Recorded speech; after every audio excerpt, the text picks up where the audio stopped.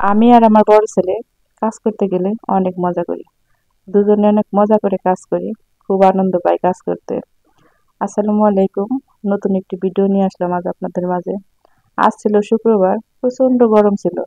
কিন্তু সারাটা দিন আমাদের পরিশ্রম করতে করতে চলে যায়। সারাটা দিনই অনেক কষ্ট করেছি। এই দেখেন আমি পেঁয়াজ ঝাড়ছি। এটা হচ্ছে আমার নিজের ভুলের কারণে এরকম হয়েছে। আমরা সাধারণত আমার ফ্যামিলিতে সারা বছরের পেঁয়াজ আমরা কিনে রাখি। এবছর একটু বেশি কেনা হয়েছে। কিন্তু বৈশাখে একটু বৃষ্টি হয়েছে, ওই বৃষ্টিতে পেঁয়াজগুলো অনেক আগেও কেনা হয় না, রোজার ভিতরে কেনা হয়েছে। বৃষ্টিতে একটু পানি পড়ছিল।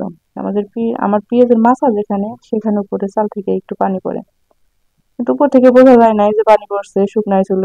আজকে কোনো কারণে সরাইতে যে দেখি নিচে একদম পচে গেছে। মানে এতটা খারাপ লাগছে দেখে যে কাউকে বলে বোঝাতে পারবো না। অনেকগুলো পেঁয়াজ পচে গেছে। আমরা এই বছর এমনি একটু বেশি কিনেছিলাম, যে সেগুলো যদি একটু বেশি দাম থাকে তাহলে হয়তো বিক্রি করে ফেলতে পারবো মজুত করার মতো, যে খাবার শেষে যদি বাঁচে। কারণ কখনো বাঁচে না, এবছর প্ল্যান একটু বেশি অন্যরকম ছিল। কিন্তু সেটা হয়তো সফল হতে পারলাম না আমার নিজের ভুলের কারণে। আমি আর আমার ছেলে, শুধু আমি আমার ছেলে না, সবাই মোটামুটি হাতের সঙ্গে কাজ করে দিছে। কিন্তু আমরা খুব হাসাহাসি করছি। আর ওর প্রত্যেকটা কাজেই ভুল থাকে। মানে কাজ করে ঠিকই, কিন্তু কাজে ভুল থাকে বা রাগ শুনে। সেগুলো নিয়ে আলোচনা করছি আর অনেক হাসাহাসি করছি, যাতে আমাদের কষ্টটা একটু কমে যায়। কারণ প্রচন্ড রোদের তাপে কাজ করতে ইচ্ছে করতেছে না। ছেলে বলতেছে, আম্মু একবার পেঁয়াজ নামাও, একবার উঠাও, আবার বাঁচো।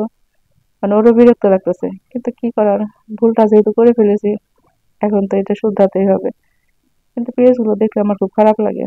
অনেকগুলো পেঁয়াজ নিজের দোষে নষ্ট করে ফেলেছি, পচে গেছে। আমার মনে হয় কি, সেই পচা পেঁয়াজ খেতে খেতে হয়তো ভালো পেঁয়াজ আর খাওয়াই হবে না, ভালো পেঁয়াজ বোঝা যাবে।